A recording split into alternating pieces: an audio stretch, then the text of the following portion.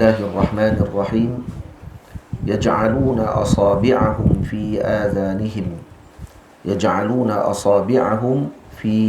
آذانهم من الصواعق حذر الموت والله محيط بالكافرين. Kita dah selesai muka surat sebelumnya ataupun ayat yang masih lagi tidak selesai sebelum ini. Maka kita sambung pada ayat tersebut. Yaj'aluna asabi'ahum, ayat 19. Aw kasayyibin minas sama'i fihi dhulumatun wa ra'dun wa barqun yaj'aluna asabi'ahum fi adhanihim minas sawa'iqi hadhara al-maut wallahu muhitun bil kafirin. Dan pada minggu lalu kita dah syarah tentang aw kasayyibin minas sama' fihi dhulumatun wa ra'dun wa barq. Dan malam pada pagi ini yaj'aluna asabi'ahum fi adhanihim minas sawa'iqi. Kata musannif, terjemahan daripada atau tafsiran daripada yaj'aluna asabi'ahum fi adhanihim minas sawa'iq, menjadi mereka itu mereka itu yakni orang-orang yang lari daripada hujan. Au kasayyibin minas sama'i, kan ayat sebelum ini, dalam ayat yang sama lah, pada permulaan ayat. Hum kembali kepada mereka, yakni ashabus saib, ini orang-orang yang lari daripada hujan. Menjadi mereka itu akan segala anak jari mereka itu, asabi'ahum, pada dalam lubang telinga daripada halilintar. Jadi menjadi mereka itu akan segala anak jari mereka itu pada dalam lubang telinga daripada halilintar. Hadharal maut, kerana takut mati. Jadi ini memberi maksud pada kita bahawa menutup telinga mereka-mereka itu, iaitu ashabus saib, orang yang lari daripada hujan, yang dimisalkan oleh Allah Subhanahu wa taala kepada golongan munafikin, adalah disebabkan kerana as-sawa'iq, iaitu halilintar. Halilintar, sawa'iq jamak kepada sa'iqah. Sa'iqah adalah bunyi yang disertai dengan cahaya yang menakutkan, dan kalau mengenai sesuatu maka akan menghancurkan sesuatu. Dipanggil sawa'iq, ataupun dia punya mufrad kata satunya sa'iqah. Nah, itu halilintar, diterjemah oleh Syekh dengan halilintar. Ini yang tanah pokok terbalik, pecah, rumah orang mati, orang kalau terkena dengan panahan halilintar ni. Sebab sebelum ni kita baca au kasayyibin minas sama'i fihi dhulumatun wa ra'dun wa barq. Barqun kilat, sawa'iq bunyi disertai dengan api yang datang dan kemudian akan menghancurkan sesuatu. Jadi di sini beri maksud kepada kita bahawa mereka menutup telinga mereka. Siapa dia? Munafik. Bukan munafik. Ni ashabus saib, yakni yang dicontohkan atau dimisalkan oleh Allah Ta'ala, diperumpamakan Allah dengan mereka ini. Itu mereka menutup telinga mereka disebabkan kerana sawa'iq, iaitu halilintar, bimbang ianya akan membunuh mereka dengan kuatnya suara dan pancaran apinya. Jadi umum mengetahui bahawa yang dimaksudkan atau yang dimasukkan ke dalam telinga ketika ingin menutupnya bukanlah seluruh jari-jari, sebaliknya hanyalah anak jari. Karena itu Syekh Muhammad Sa'id bin Umar Khatib rahimahullahu ta'ala menterjemahkan asabi'ahum dengan terjemahan anak jari. Ini dipanggil unmulah, dalam bahasa Arab panggil unmulah. Nah, ini satu jari dipanggil usbu' ataupun asabi'. Asabi' banyak jari. Usbu', isbi', nah, asbi', ada 10 bahasa. 10 bahasa bagi gelar sebutan kepada jari ini. Dan diterjemah oleh Syekh Muhammad Umar Khatib, apa dia? Anak jari. Maknanya beliau terus menterjemahkan kepada maksud asabi'ahum tadi dengan maksud dalam balaghah ni majaz mursal. Itlaqul kull bima'na al-juz', atau itlaqul kull bima'na al-ba'd, dengan makna sebahagian saja dimasukkan, bukan masuk telinga ni semua. Jari bukan masuk semua sekali. Dimasukkan hanya anak jari sahaja. Jadi kita dapat bahasa di sini, ni dipanggil anak jari. Ni ruah-ruah ni dipanggil anak jari, anak jari. Atau dalam bahasa Arab dipanggil unmulah. Kalau kita tak tengok terjemahan Tok Guru ni, kita terjemah hujung jari lah. Tok Guru terjemah comel lagi. Anak jari dia bagi. Ini boleh mengaji bahasa sekali dengan orang tua-tua kita. Jadi kitab kita baca ni bukan mengaji saja, bukan baca yang ditulis saja, dibaca dengan bahasanya. Dengan bahasanya para ulama dan orang-orang Melayu kita yang tua-tua dulu. Jadi sebab tu ni benda yang dah jauh dan hilang daripada sebahagian orang-orang muda pada zaman sekarang. Disebabkan kerana jauh daripada bahasa ni lah menyebabkan akhlak mereka juga jauh daripada yang sepatutnya. Sebab tu bila disebut bahasa ni jiwa bangsa. Dan para masyayikh, Imam Murtada Zabidi rahimahullahu ta'ala mengarang kitab Tajul Arus, mensyarahkan kitab Al-Qamus karangan Al-Imam Fairuz Abadi rahimahullahu ta'ala. Tujuannya adalah untuk apa? Untuk membentuk kembali tamadun dan membentuk kembali akhlak anak-anak muda pada ataupun orang-orang pada zaman tersebut. Dan sampai zaman sekarang. Datuk Maulana Syekh Ali Jumaah hafizahullahu ta'ala mengatakan bahawa pembinaan tamadun ini tidak mau mesti melalui bahasa. Bahasa akan membina perkara tersebut. Sebab tu ketika ditentang bahasa, ketika dilawan ataupun dipermainkan bahasa, maka ketika tersebut kita akan melihat kaum tadi akan terkebelakang. Atau Al-Quran Allah Subhanahu wa taala turunkan dengan bahasa yang luar biasa. Jadi kena ambil berat tentang masalah tersebut. Sebab tu kalau tengok pondok, pesantren, tempat-tempat pengajian yang menempuhkan berkenaan dengan bahasa, maka orang yang lahir daripada tempat tersebut juga orang-orang yang kuat jati diri dia. Kerana dengan bahasa. Jadi jangan ambil ringan dengan bahasa. Berapa ramai di kalangan kita sekarang yang minat dengan bahasa Melayu, bahasa kita sendiri. Manuskrip Melayu yang ada dalam catatan kata Syekh Khalid Zahri, waktu saya ikut dia masa dia bentang di Dewan Bahasa dan Pustaka, Syekh Khalid Zahri daripada Morocco, pakar manuskrip. Kata dia manuskrip Melayu saja ada jutaan yang masih lagi tak dikeluarkan. Masih lagi dalam bentuk manuskrip. Dan yang ditulis oleh orang Melayu pada zaman tersebut, dia kata luar biasa. Semua ada. Pasal meriam pun ada, dia kata. Pasal bom pun ada. Tulis dalam bahasa Jawi. Tapi tak dikeluarkan kerana tidak ada yang mengkaji dan juga mengeluarkan kembali khazanah tersebut. Akhirnya kita rasa kita ni lekeh. Padahal dia kata luah khazanah Melayu, khazanah manuskrip Melayu ni antara yang terbesar setelah Arab dan Parsi. Arab khazanahnya luas dengan manuskrip dia. Parsi nombor 2, nombor 3 Melayu. Melayu nombor 3 yang paling besar dalam khazanah manuskrip. Maksudnya ilmu yang ditulis oleh orang-orang tua kita dulu, bahasa dia orang tua-tua kita lah. Ini para ulama, para ilmuwan kita dulu. Bukan hanya yang belajar dalam bahagian agama, dalam bahagian sains, pembinaan kerih, buat meriam, buat bom dan seumpamanya, ada semua dalam tulisan mereka. Cuma kita duk rasa macam kita ni lekeh, tak ada apa. Kalau tuan-tuan tahu pasal kerih saja pun, kata seorang pakar bahagian pengkaji bahagian kerih ni, dia kata katana tu pedang yang paling hebat dalam dunia sekarang ni, dengan pedang Sepanyol hanya guna 4 jenis besi saja. 4 jenis besi saja.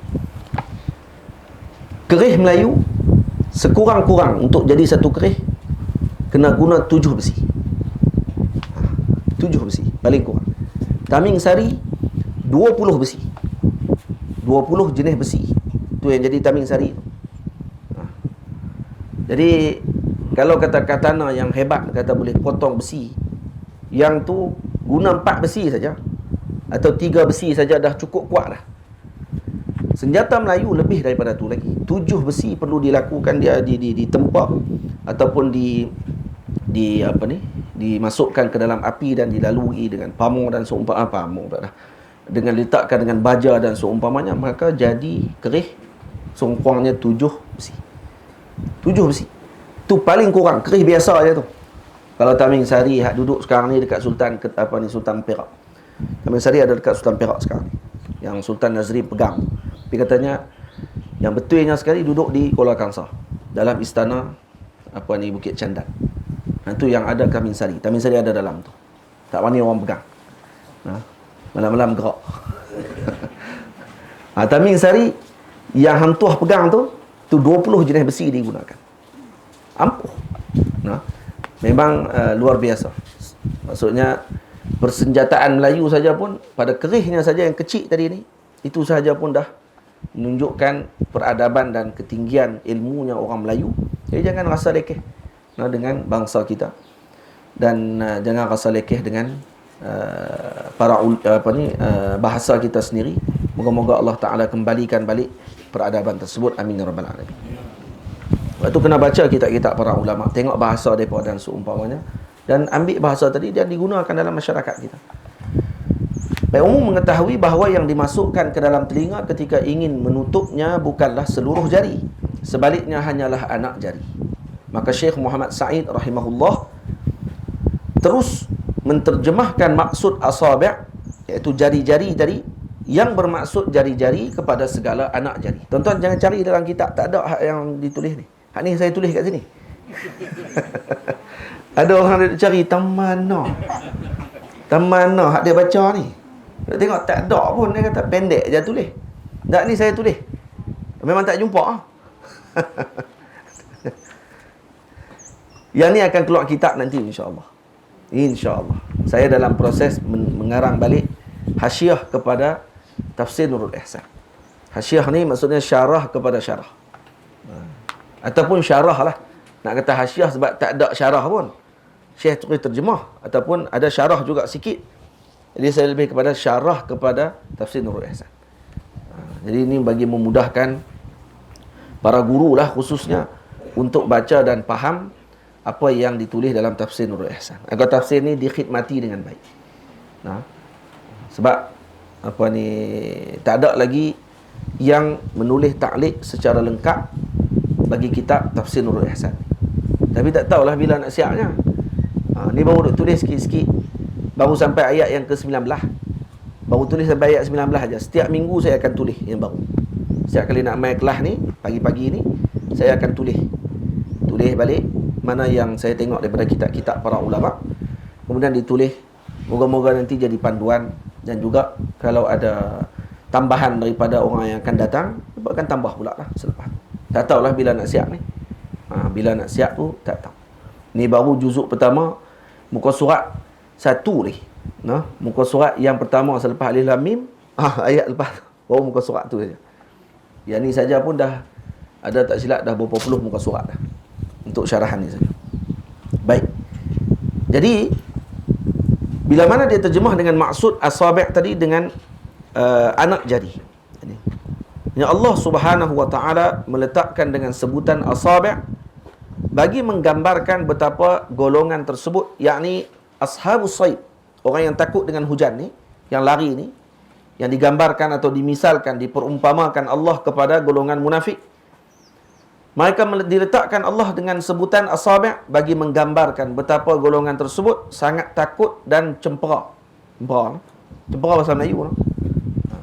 Cempera maksudnya ittirab. Maksudnya lari tak cukup tanah. Ataupun dalam keadaan yang gemetar luar biasa. Sehingga seolah-olah mereka memasukkan seluruh jari ke dalam lubang telinga, bukan hanya anak jari. Jadi sebab tu digunakan oleh Allah Ta'ala dengan maksud mubalaghah. Yaj'aluna asabi'ahum fi adhanihim. Mereka masukkan seluruh jari mereka, seolah-olah macam tu. Yang masuk bukan 10 jari. Yang dimasukkan hanya anak jari mereka saja ke dalam telinga-telinga mereka. Baik, bila dibaca yaj'aluna asabi'ahum fi adhanihim, mereka memasukkan telinga-telinga mereka ke dalam anak-anak jari mereka ke dalam telinga-telinga mereka. Maksud kalau dibaca asabi'ahum fi adhanihim, jadi dimasuk telinga siapa ni? Pakat lawan masuk telinga masing-masing ke? Ataupun kawan ni pergi jolok masuk telinga kawan dia, kawan tu jolok masuk telinga kawan lain pula? Macam tu ke? Ini kata para ulama, kaedah disebut, bila disebut ni jamak, asabi' jamak.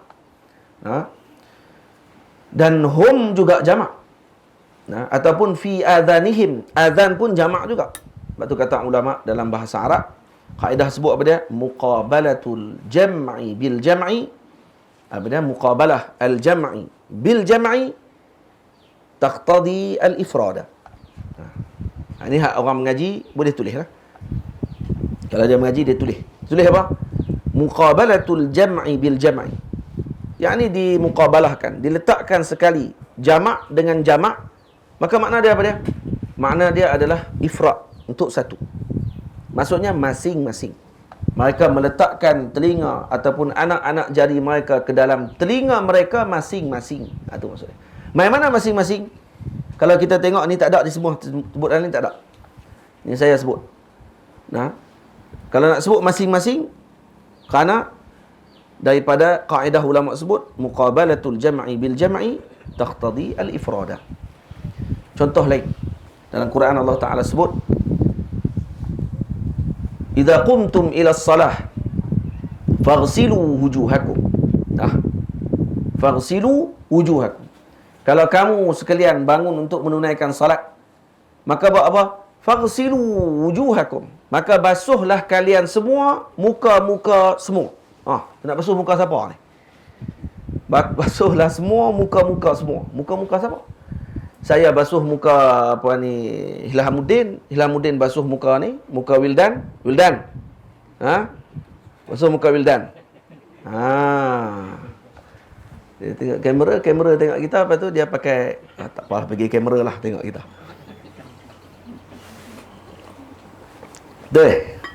Jadi macam mana? Mana satu? Maka kembali pada kaedah tadi. Muqabalatul jam'i muqabalatu al-jam'i bil jam'i taqtadi al-ifrad. Jadi kerana tu jamak asal apa ni faghsilu ighsilu wujuhakum. Ni jamak, yang ni pun jamak. Jamak ni apa dia jamak? Jamak ni bahasa Inggeris panggil plural. Bahasa Melayu panggil apa? Banyak dia panggil. Tu kita tak erti nak sebut macam. Jadi jamak. Gandaan. Bahasa Melayu kita gandaan. Digandakan. Banyak. Gitu. Baik. Tu dia punya kaedah. Dia penting hak tu. Sebab tu nak baca tafsir ni, kena reti bahasa Arab. Baru kita rasa dia punya zauq bahasa Arab tadi. Okay. Ada satu kitab, ada satu ilmu lagi. Kita duk mengaji nahwu ya. Dia ada fiqhun nahwi atau fiqhul lughah dia panggil. Ni lain pula. Dia seolah macam kita baca tu macam tak pernah reti langsung nahwu. Kita duk baca bila apa ni sebut orang panggil apa contohnya?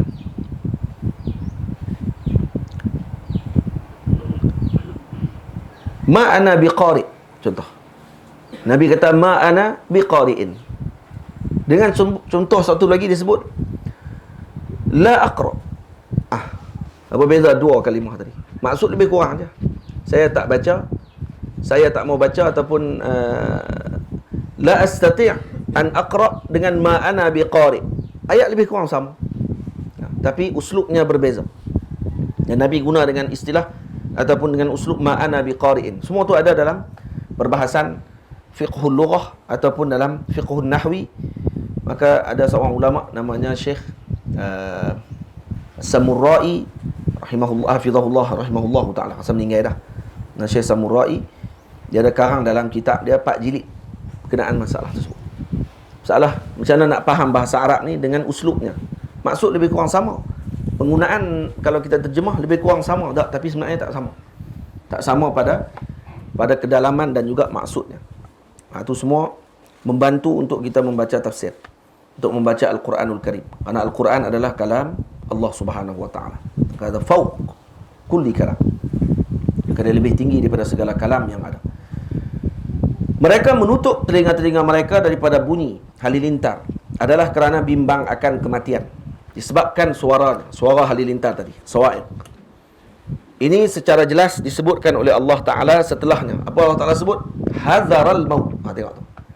Kerana takut mati. Lepas tu bila mana mereka disebutkan kerana takut mati, yang ini menunjukkan bahawa mereka tidak mati dengan kuatnya halilintar tadi, kerana mereka takut mati saja. Mereka tutup telinga takut mati, dan Allah tidak matikan mereka dengan perkara tersebut. Kata Syekh, demikianlah, ini adalah kitab balik. Demikianlah kelakuan orang munafik apabila turun Quran suruh beriman dan puji dengannya, dan tegah daripada kufur dan keji dengannya, yakni dengannya kufur. Menutup mereka itu akan telinga dan mata dan lidah mereka itu. Mereka tutup telinga daripada mendengar apa yang Allah Ta'ala puji tentang iman, apa yang Allah Ta'ala keji tentang kufur. Mereka menutup mata mereka untuk melihat kebenaran tersebut, dan mereka menutup ataupun membungkamkan lidah mereka untuk mengucapkan kalimah syahadah. Tiada mau dengar dan lihat padanya, takut terikut Quran, jadi mati agama kufur maksiat mereka itu. Tu. Kata Syekh menterjemahkan balik ayat tadi secara umum. Dan kemudian Allah Ta'ala kata apa? Wallahu muhitum bil kafirin, dan bermula Allah Ta'ala itu Tuhan yang meliputi dengan segala kafir, yakni ilmu dan qudrah. Di situ kalau ada sebahagian kitab tulis alim. Ain alif lam mim. Dalam kitab sebagainya, la'alla as-shawab, mungkin yang tepat adalah ilm. Seperti yang dicetak oleh Akademi Jawi, yang ditahqiq oleh para sebahagian guru di syarah di Unisham, di Insaniyah. Ini ilmun. Dia kata kafir dengan ilmu dan qudrah, maka tiada luput akan dia suatu pun. Ini wallahu muhitum bil kafirin. Bila Allah Ta'ala sebut mereka menutup telinga mereka, tidak mau untuk mendengar apa yang disebutkan oleh Nabi kita Muhammad sallallahu alaihi wasallam, seolah-olah mereka akan mati kalau dengar tadi, seolah-olah akan hilanglah agama, akan tercabut nyawa mereka ketika mendengar apa yang disebutkan oleh baginda Rasul. Maka Allah Ta'ala menyebut wallahu muhitum bil kafirin. Ini tujuannya untuk apa? Tasliyah, memberikan ketenangan kepada Nabi Muhammad sallallahu alaihi wasallam. Nak bagi tenang pada Rasulullah. Wallahu muhitum bil kafirin. Kamu jangan bimbang ya Rasulullah, kerana golongan munafik ataupun musyrikin ataupun kafirin ini, mereka tidak akan boleh untuk melindungi diri mereka daripada pengetahuan Allah Subhanahu wa taala. Kamu jangan bimbang, kamu buat sahaja kerja yang disuruh oleh Allah Subhanahu wa taala. Surah Allah Taala sebut macam tu. Jadi Allah Taala meliputi mereka dengan maksud, apa maksud meliputi? Bukan meliputi macam ni ayat diliputi oleh cawan. Tak, bukan maksudnya macam tu. Kerana Allah tidak meliputi sesuatu dengan maksud bertempat dengan sesuatu tadi dan diliputi oleh sesuatu. Allah ataupun Allah meliputi sesuatu tadi seperti cawan meliputi air. Tak. Maka dimaksudkan bahawa tiada jalan bagi mereka untuk melarikan diri daripada Allah Subhanahu wa taala. Mereka tak boleh lari daripada Allah. Allah meliputi mereka dengan tiada luput akan dia satu pun. Tak ada satu pun yang luput daripada Allah. Semuanya Allah Ta'ala tahu. Allah Subhanahu wa ta'ala mengetahui segala rahsia-rahsia mereka. Allah Subhanahu wa ta'ala mampu untuk menghukum mereka di mana sahaja mereka berada. Boleh. Dengan kudrahnya Allah, Allah Ta'ala boleh menghukum mereka bila-bila saja. Apa yang mereka lakukan dengan menutup lubang telinga mereka agar tidak mendengar kalam Allah Subhanahu wa taala daripada mulut Sayyidina Al-Mustafa sallallahu alaihi wasallam yang mulia itu, tidak akan memberi apa-apa kesan pun. Kalau mereka tutup telinga macam mana sekalipun, konon tak mau dengar kalam Nabi Muhammad sallallahu alaihi wasallam, tak beri kesan apa. Dan jika mereka tidak mati dengan sebab halilintar, maka seorang itu akan mati juga dengan sebab yang lain. Sebab tu Allah Ta'ala kata wallahu muhitum bil kafirin. Dan kenapa Allah Ta'ala sebut muhitum bil kafirin? Kenapa Allah tak sebut wallahu muhitum bihim? Kenapa tak sebut bihim? Pada sebelum ni dah tahu dah, kata dhamir kembali kepada golongan tersebut. Ya ja'aluna asabi'ahum, sebut hum, fi adhanihim, sebut him. Kan ada situ kan? Kembali dah kepada ashabus saib. Tapi di sini Allah Ta'ala sebut wallahu muhitum bil kafirin. Kenapa tak sebut wallahu muhitum bihim? Maka kata para ulama, digunakan dhamir Untuk apa? Untuk menyebutkan atau tidak digunakan dhamir tapi disebutkan bil kafirin bagi menunjukkan bahawa mereka layak mendapatkan siksaan tersebut adalah kerana kekufuran mereka sendiri. Jadi mereka dapat siksaan kenapa? Kerana kufurnya mereka kepada Allah Ta'ala. Kufurnya mereka kepada Nabi kita Muhammad sallallahu alaihi wasallam. Disebabkan kerana itu Allah Ta'ala menjelaskan turih. Kenapa mereka disiksa oleh Allah? Bil kafirin. Kerana mereka kufur dengan Allah dan Rasul sallallahu alaihi wasallam. Di sini kita lihat macam mana Allah Subhanahu wa taala memperumpamakan golongan musyrikin dan juga munafikin, khususnya dalam ayat ini munafikin, dan mereka adalah seperti kafirin. Malah lebih teruk daripada kafir. Dan mereka akan berada di bawah lebih daripada kafir lagi. Fi darkil asfali minan nar. Duduk di paling bawah sekali dalam neraka Allah Subhanahu wa taala. Kerana itu Allah sifatkan mereka dengan kafirin, dengan kafir, kerana mereka akan disiksa nanti adalah disebabkan kerana perkara tersebut. InsyaAllah minggu depan kita akan sambung yakadul barqu yaqtafu absarahum kullama adaa'a lahum mashaw fihi wa idza adlama 'alaihim qamu walau syaa'a Allahu la dhahaba bisam'ihim wa absarihim innallaha 'ala kulli syai'in qadir. Ini akan disebutkan pada minggu depan insya-Allah taala.